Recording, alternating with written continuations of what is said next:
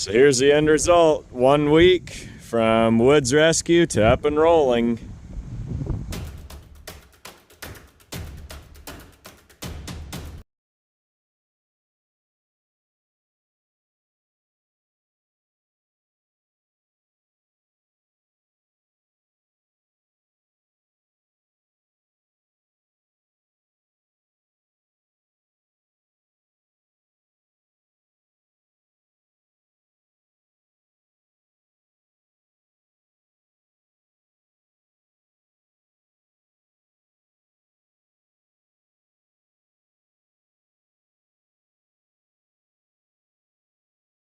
We're gonna take a tree limb down and jack this thing up and see how good it is.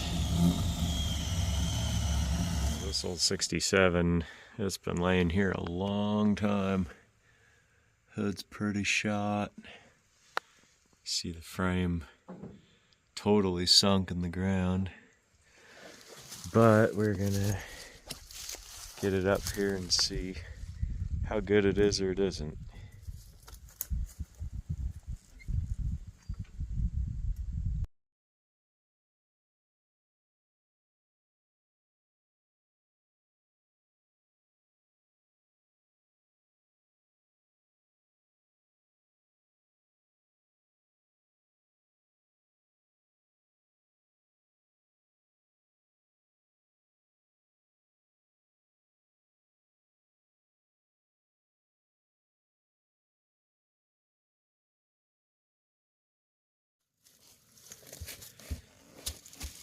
Okay, now since I haven't seen any ocean inspectors peeking around the woods, giving this a whirl.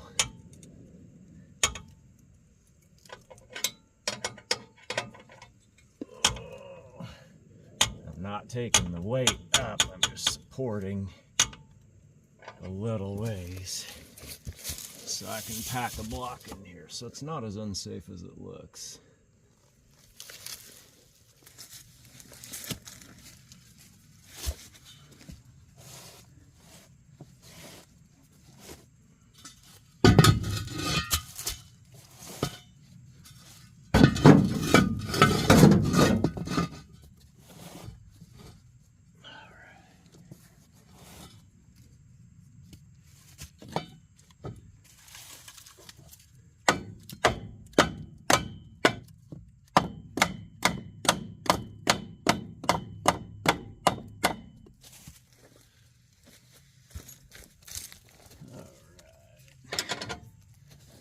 This comes back down. Ready to go again. Now the point of all this is to get the dovetail of the trailer backed underneath, and then that can start cranking it up the deck.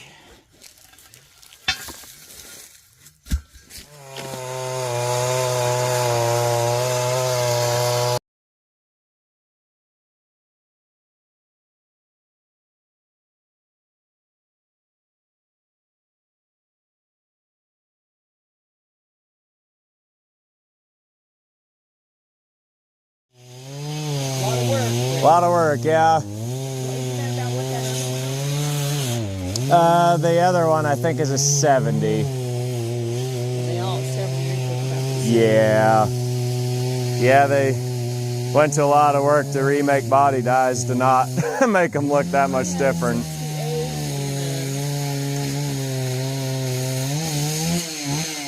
I can't remember what year that one was. Yeah. Yeah. Once you get that loaded, I'll work on it.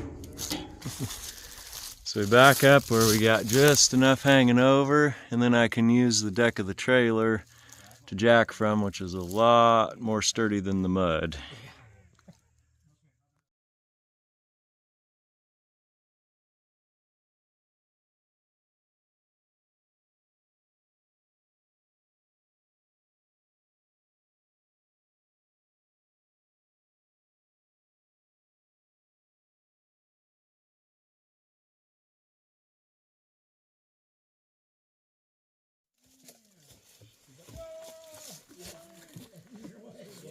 skin both bones, they could do the fucking meat and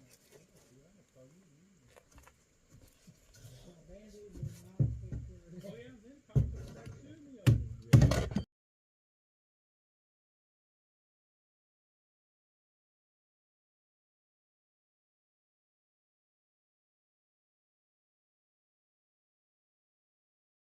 Tires are on, we got our roller post underneath, and it's time to crank this thing on the trailer.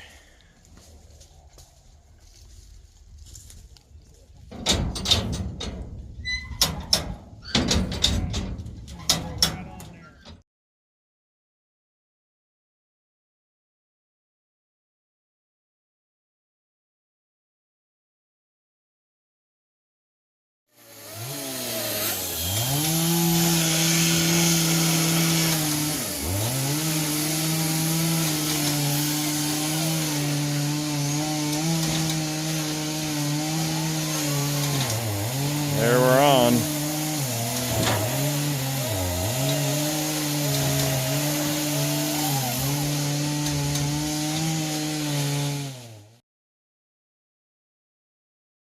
So you can see we got the car successfully loaded.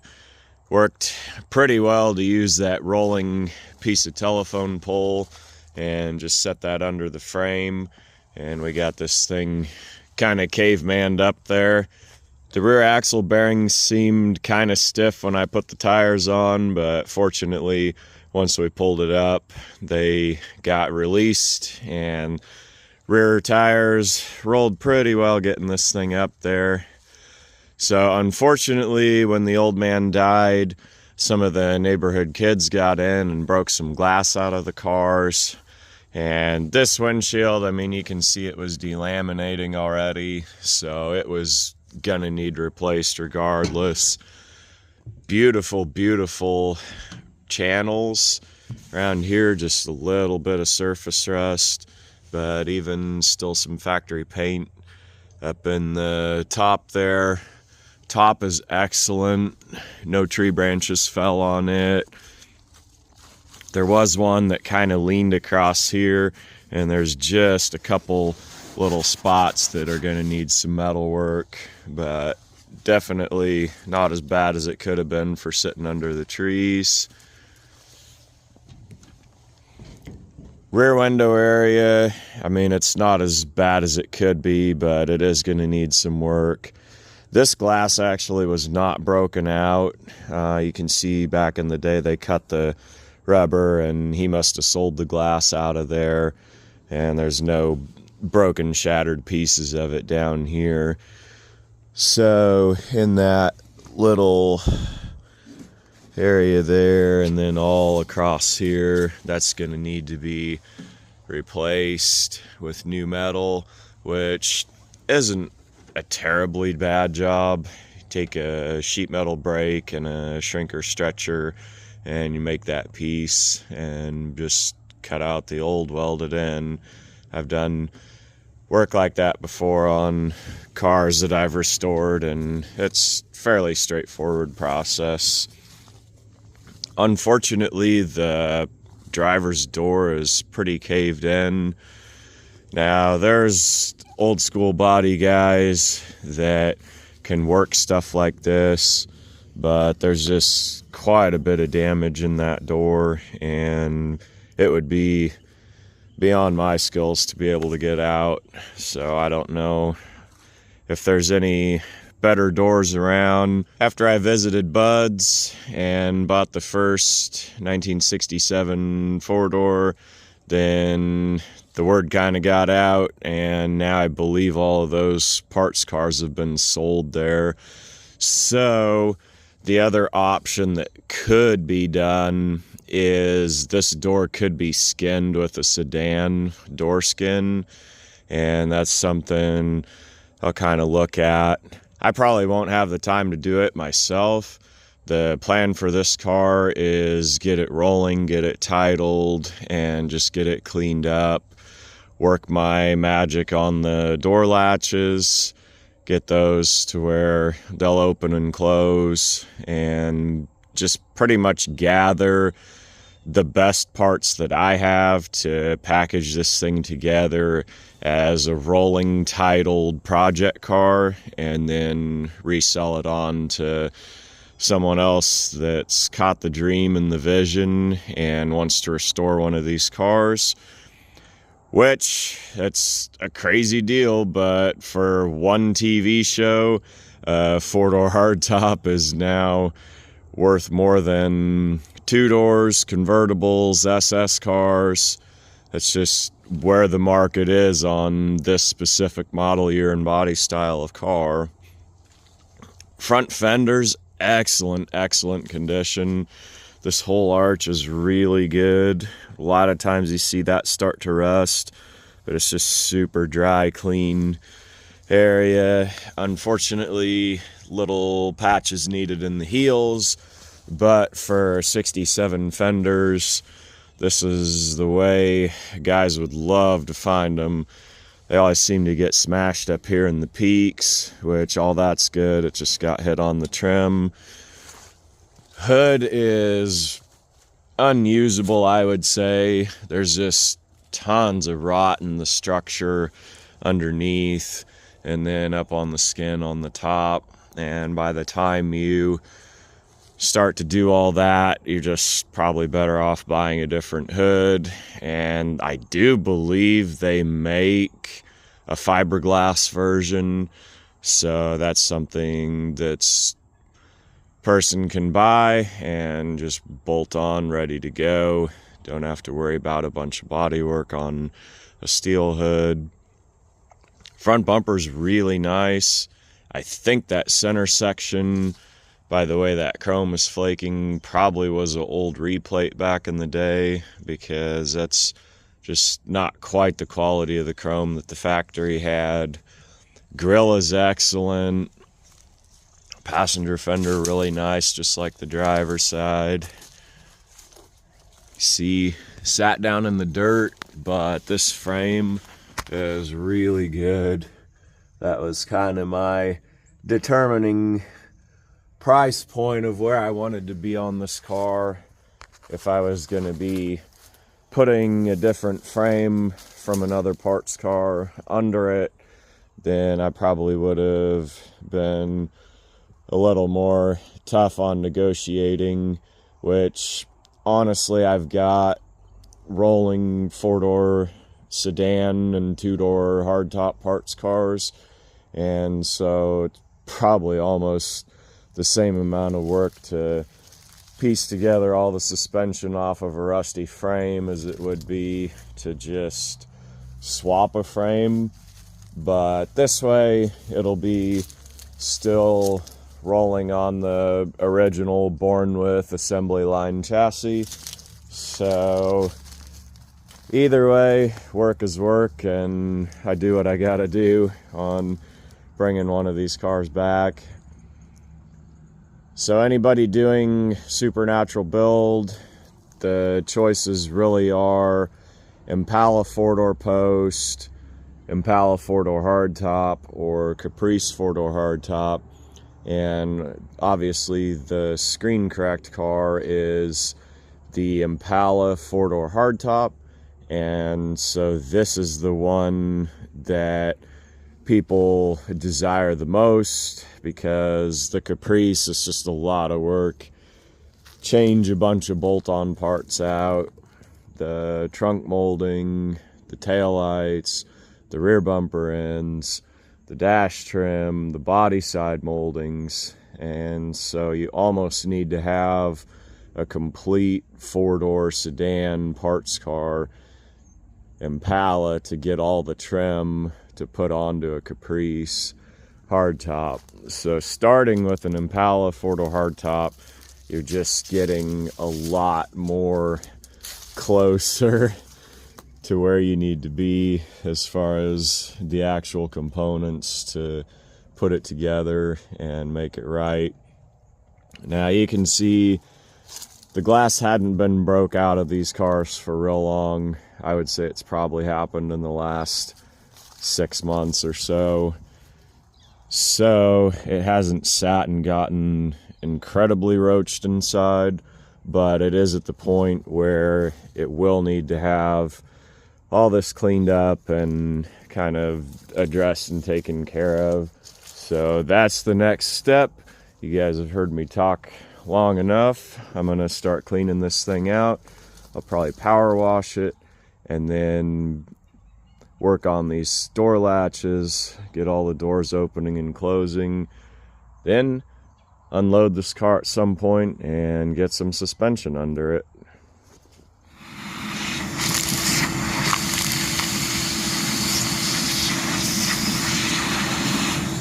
So this is about the halfway point of the cleanup process. I started by taking the back seat cushions out. Had to get inside there. There's a little tab and push that seat cushion back. Be able to get it out. And then that lets me crawl into the trunk and unbolt the latch so I can get it up. Got the spare tire and jack and everything out. You can see above the body mounts there's rust, but further back the trunk floor is actually pretty usable. The little patches necessary in the corners. This has a pretty decent trunk gutter all the way around.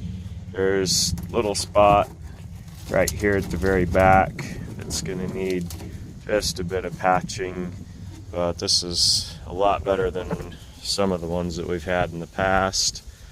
Then trunk lids looking really good, just a little bit of surface rust, but really no rust coming out too bad. There's some little spots there that'll be pinholes probably, but that's really good usable lid. I thought when I first picked this up that it was white, but it's actually that, I believe, butternut yellow color. So took the seat belts out, took the carpet out, and just scooping, shoveling.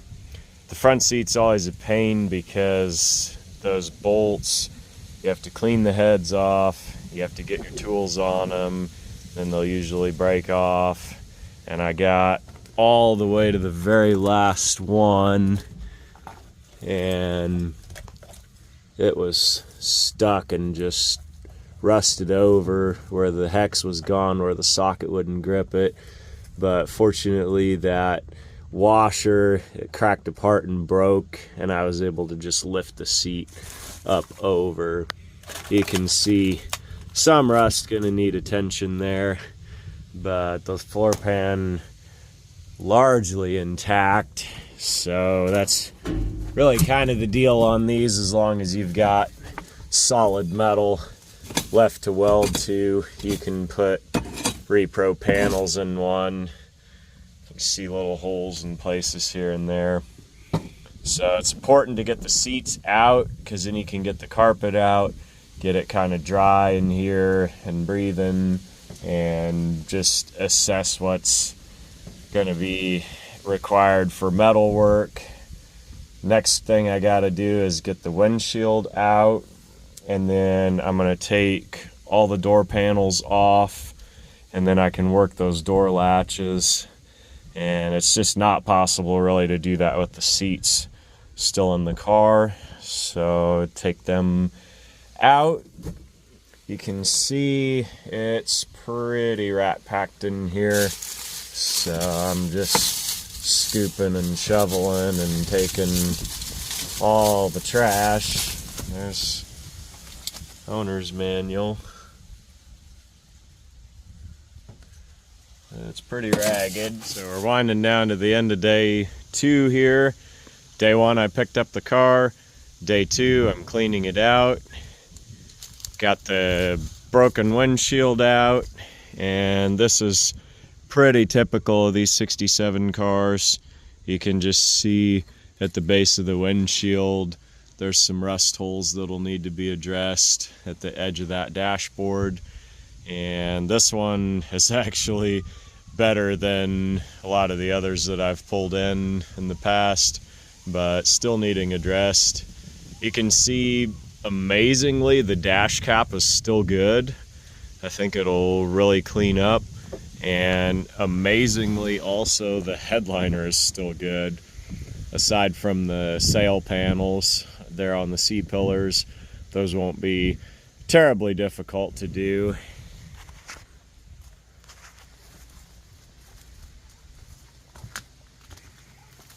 So you can see, got all the dirt out, all the old nasty carpet out, and it's just pretty much about like you'd expect in here. Floor pans definitely need done, but you can see there's a lot of good solid metal all around. So pretty much what's needing to be done here, I think pretty well be covered by reproduction floor pans. I did find a couple little trinkets and treasures in here. This is a 1967 quarter, if it'll focus. Come on. Anyway, 67 quarter and a 63 penny. So I'll stick those in the ashtray for the next owner of this car to have. Next step is going to be pulling the door panels off and working these door latches to where they'll be functional again. I've done a separate video here on the channel a couple of years back of how to go through that process, so I won't really show too much of that here, but I'll get these panels off, work that around. That's pretty important to have that driver's door open because that's where the serial number plate is, and that's obvious necessity to have that thing accessible for doing the titling process. You can see I completely filled the big can, and this thing is heavy.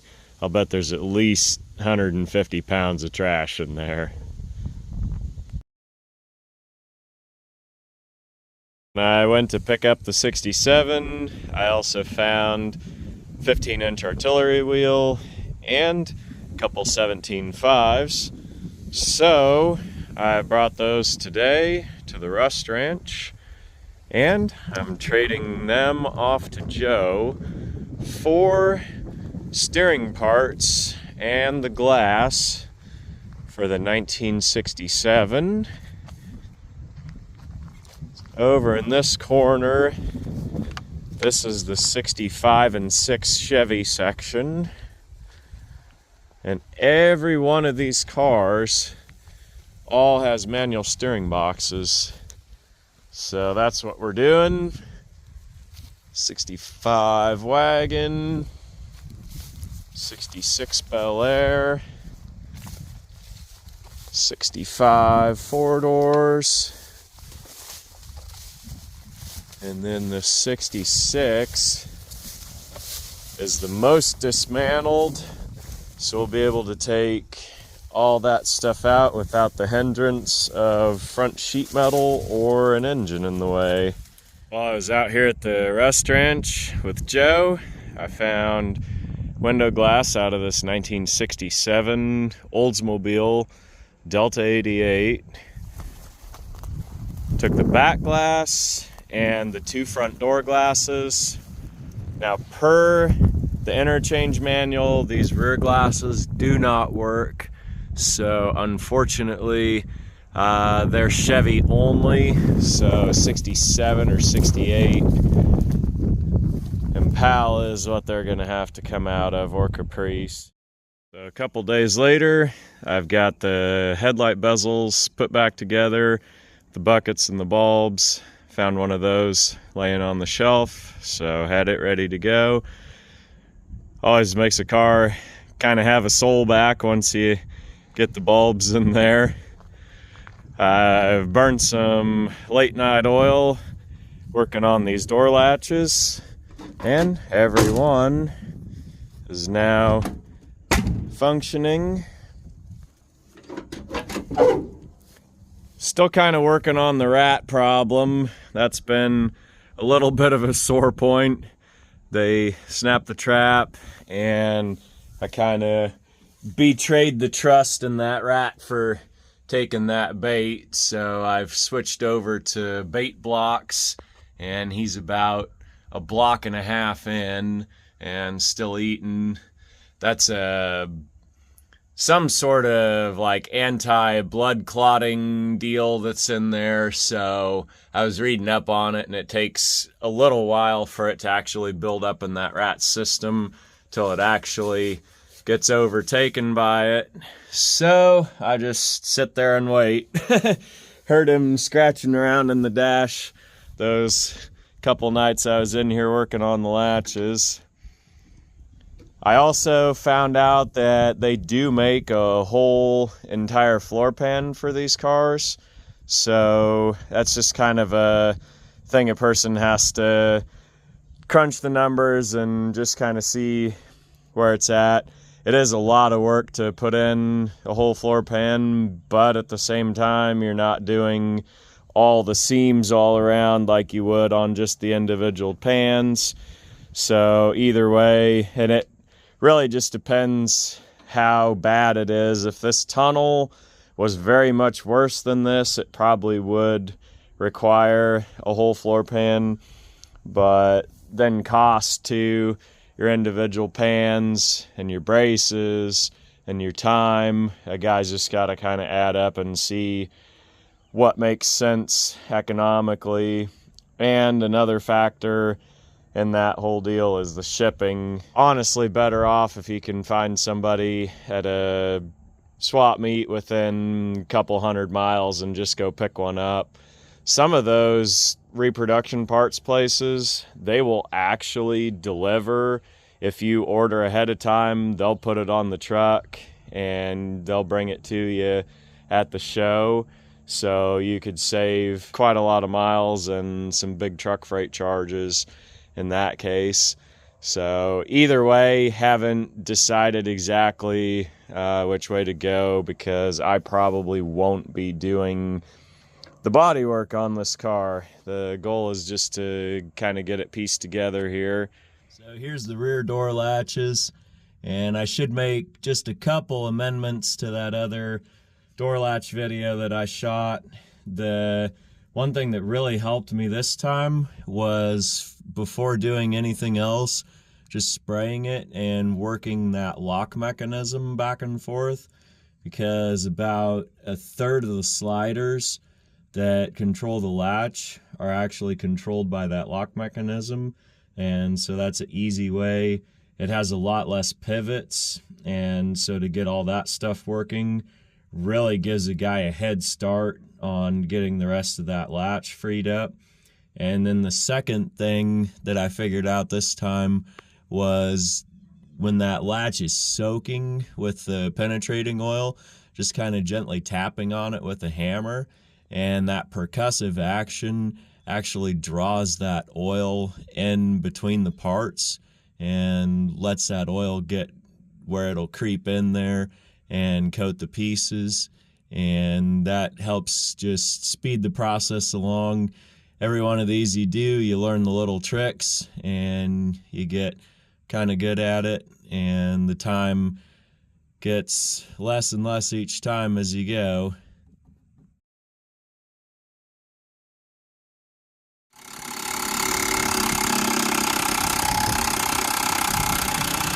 We've got an active willet roll in progress. This is the junk 66 Impala station wagon frame. Which still has all the front suspension parts we need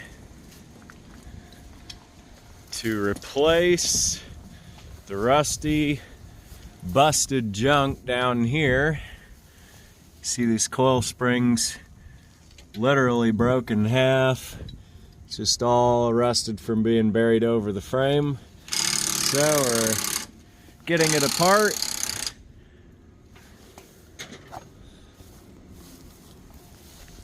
Make this crusty old thing a roller. Torque multiplier to the rescue.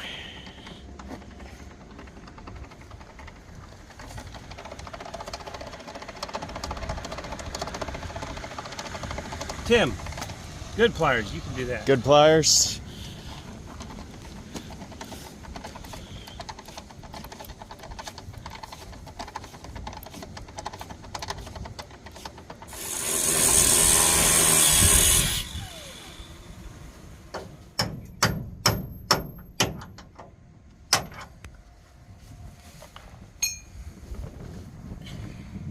wrench. Wiggle.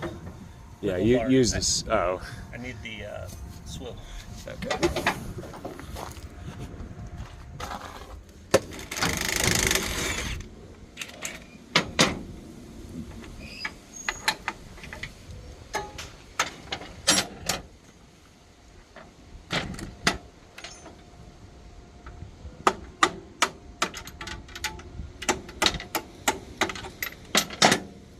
Nice and gentle.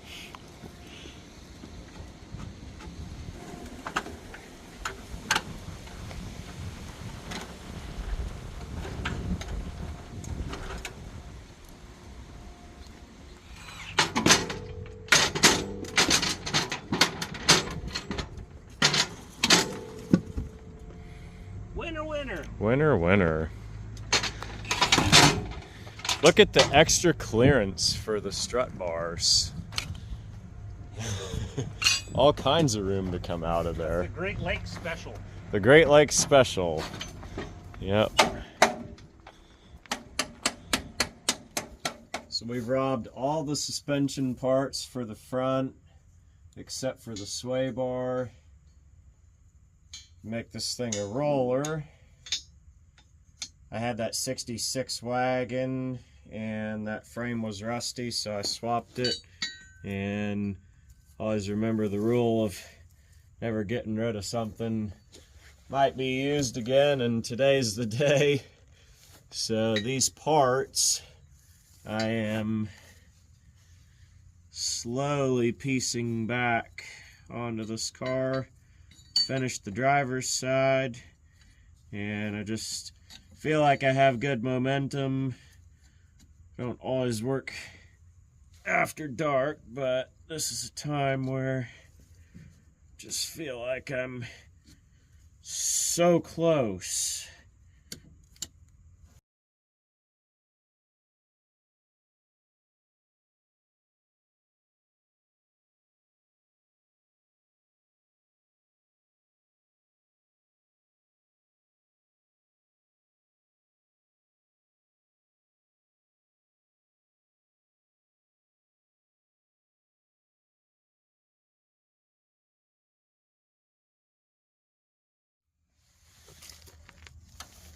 So I jack it up, hook the A-arm up over the top,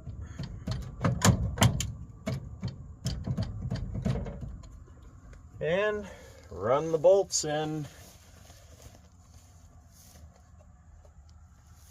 Next step after that is to put the strut rod on, then hook up the steering, and this thing's ready to roll. From Friday morning to Thursday night, this is exactly a week from woods to cleaned out to doors opening to roller. So I've been trying on this rat, and hopefully, yep, doors down. He's eating the bait, nothing. Ha! We got him, I think. Yeah, there he is. Finally got the rat. The concrete block is on there just for stability. I didn't want him to rock the trap and drop the lid before he was in there. You're evicted.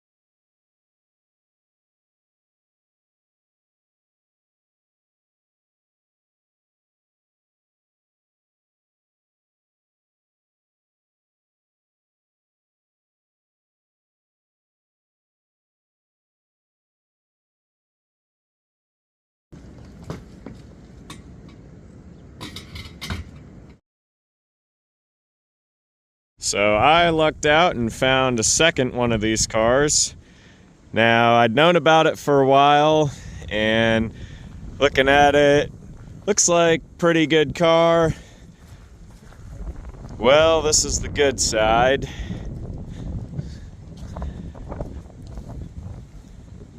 This thing got whacked really, really hard. Buckled the whole body, actually put a twist in the frame. So this one's done. It's just gonna be a parts car, but has a lot of really good pieces that'll make the other yellow car a lot better. Has a super nice hood, really good front bumper, not perfect, but it'll buff out pretty good for driver quality piece. And the main draw for me really was the driver's door. It's just in excellent shape. Known about this car for a while. It was in a little junkyard, and unfortunately someone else had filmed there, put that stuff on YouTube, and they weren't really thrilled about not being asked permission, so they said no filming in there, which I gotta respect. And unfortunately, it's a really cool place, second generation yard that the guy's dad started, and it's just a great time capsule of all these old relics sitting out there. So just got the car, and that's the story. I kind of paid up a little on it, but once I added up what those three pieces would cost otherwise, to fix the door, to fix the hood, to plate the bumper, it really wasn't that bad of a buy-in. And there will be other pieces of this car I can hopefully use to piece together others later on down the road that hopefully run across in the future.